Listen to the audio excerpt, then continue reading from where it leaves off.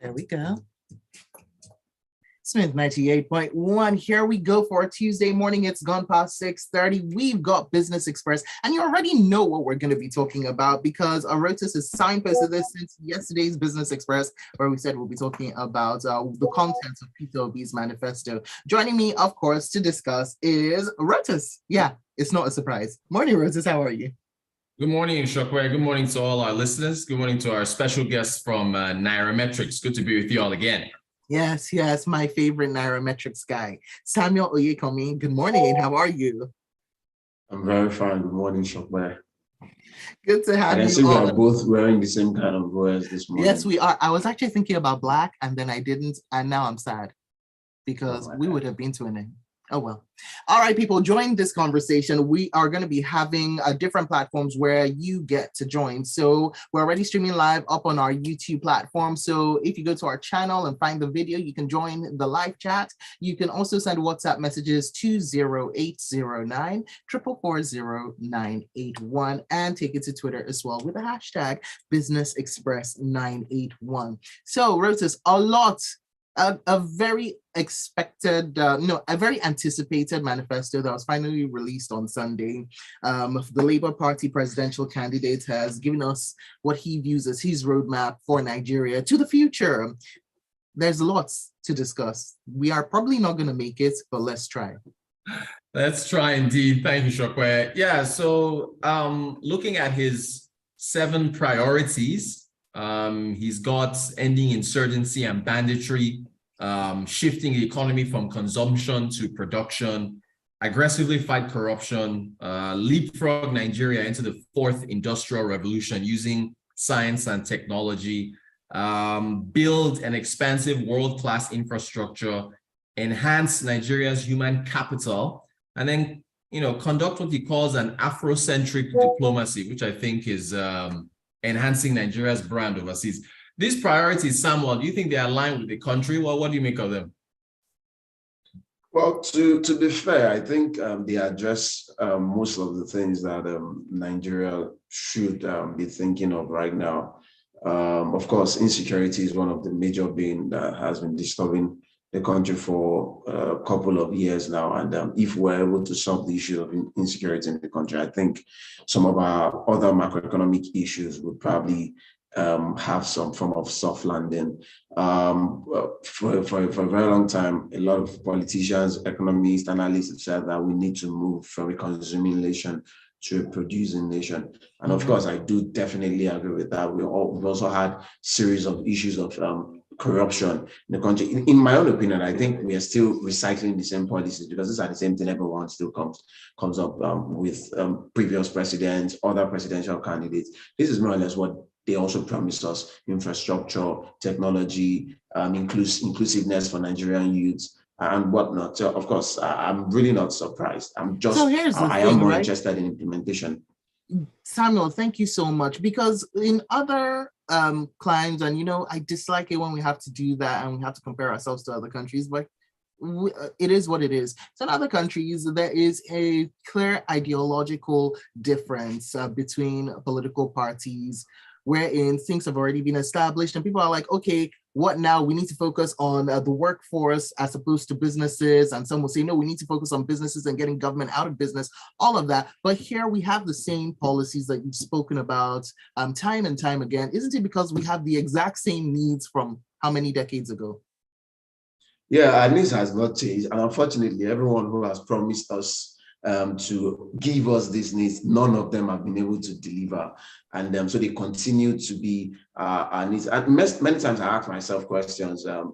It's always easy to say some things from outside the office, right? But when you get there, you find that you're surprised. You ask yourself, do you want to be a president who votes for capitalism or for socialism? And many a time they tend to claim mixed economic practices, but at the end of the day, it just does not lead to what most Nigerians would expect. In my own opinion, I am still waiting for next year to see how it's going to play out, because irrespective of the presidential candidates who eventually emerges, I do not really see so much positive.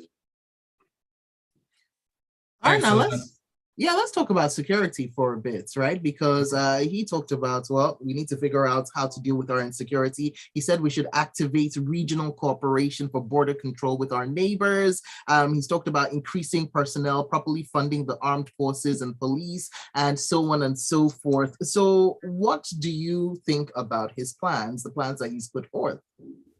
Yeah, so on paper, those plans are fantastic. They're interesting, right? But in reality, how is it going to work? Because right now, we have been dealing with a fiscal deficit for 11 years now, and it's going to run into 2023 with our revenue still suffering. And thank God his manifesto also talked about how he's also going to be able to generate as much revenue. But of course, that's still quite debatable because when you get there, you realize there are still many more bottlenecks. But when you say you want to increase personnel, we are still talking about cost of governance and how much the current government and previous administrations have been paying as personnel costs over the years, which has consumed a huge part of our expenditure annually. And then we also want to say the same thing: employ more people into the armed force, deploy more state-of-the-art military technologies. These are going to be huge investment going into 2023. I think my question would be, are these plans long-term or they are short to medium term? If they are short to medium term, they definitely cannot work,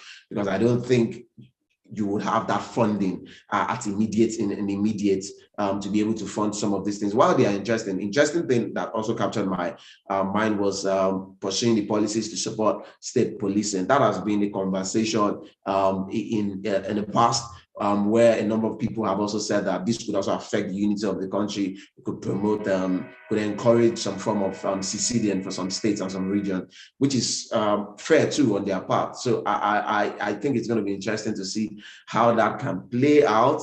But of course, these plans, they are good on paper, but implementation is a very, very big question mark for me. All right, Frank has come in with a message saying all these agendas may just turn out to be sound bites without practical steps on how they can be achieved and financed. Let him and the other candidates show us the how. Exactly. Real quick, speaking of the how, the language in the manifesto suggests that one, he's going to remove subsidies, then try and put a cushion for the vulnerable. And then also, it sounds like it's going to liberalize the exchange rates, like it could float the naira. Samuel, what do you make of those two? Can those two happen at the same time with where inflation is right now? If that happens at the same time, it's just going to be a bag of mess for the economy. Right now, we have not removed subsidies, and petrol is selling at different prices, depending on the state where you are. Where I am, I buy fuel for as high as 300 per liter in Ogun State, and some other places you get 230, 270, and whatnot. And it's already having a similar effect on the cost of transport, people's expenses. Some time ago, some weeks back, we spoke about how much Nigerians are spending and how they don't have so much to invest or to save, which of course is going to affect their future plans, retirement plans, and whatnot. So if we remove those subsidies, which I definitely think we should, I just believe it should be phased. It should not be something you remove at once, because if you do remove it at once, it's really going to have a similar effect on the economy. And then the exchange rate again. Yeah, okay, let me start again from giving those who we refer to as economically weak. In my own opinion, how do we determine those who are economically weak in Nigeria? A society that does not even have adequate social register, that does not have adequate social statistics. You cannot be able to ascertain the number of people who are actually unemployed at the moment. So how will you even say that someone is economically weak? So of course, except an administration is going to come up and promote an initiative that is going to have a universal database for all Nigerians that is updated in real time, either from the constituency level, local government level, and every one of them just converges at the national database. I think that's going to help even in our tax collection, even in our in determining those who are working. And then for the exchange rate, officially, we are currently using a single exchange rate regime, but of course, we know that most of the transactions in Nigeria right now occur on the black market. If he's able to do that, yeah, that's going to be good for the exchange rate. It's going to be good for the central bank, as they would not have to spend so much and getting little value. But of course, that is also going to affect inflation. And I still ask again, our government in Nigeria, are we capitalists? Are we ready to make the unpopular decision to ensure that we grow in the long term, or we still want to be popular amongst the Nigerians and ensure that we keep patching? It's a very big question that every government should ask themselves. Okay, messages. Engineer Ori says some of these plans would need amendment of the Constitution, but his party is focused only on the presidency. He doesn't have a presence in the legislature. It's a good manifesto, but implementation is going to be really tough. So he needs to tell us how he's going to go about implementing this manifesto. Also, Gene Ochuko says, talk is cheap.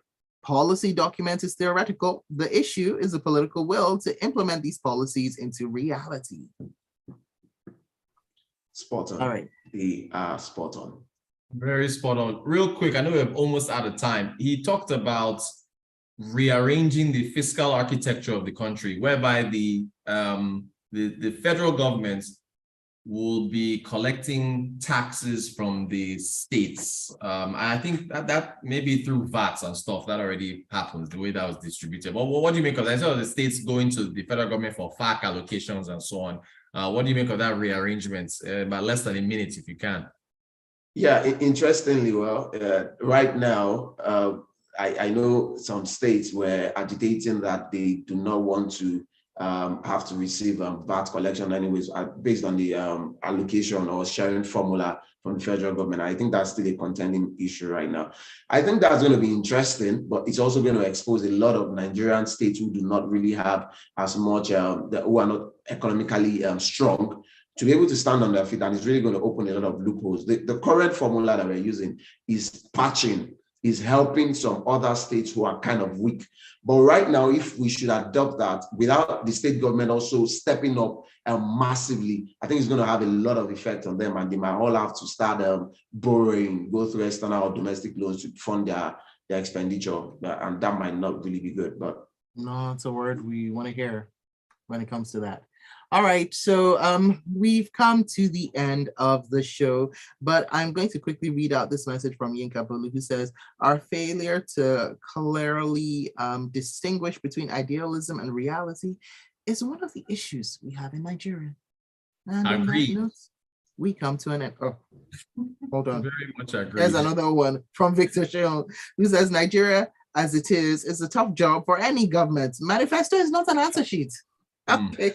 I like that one.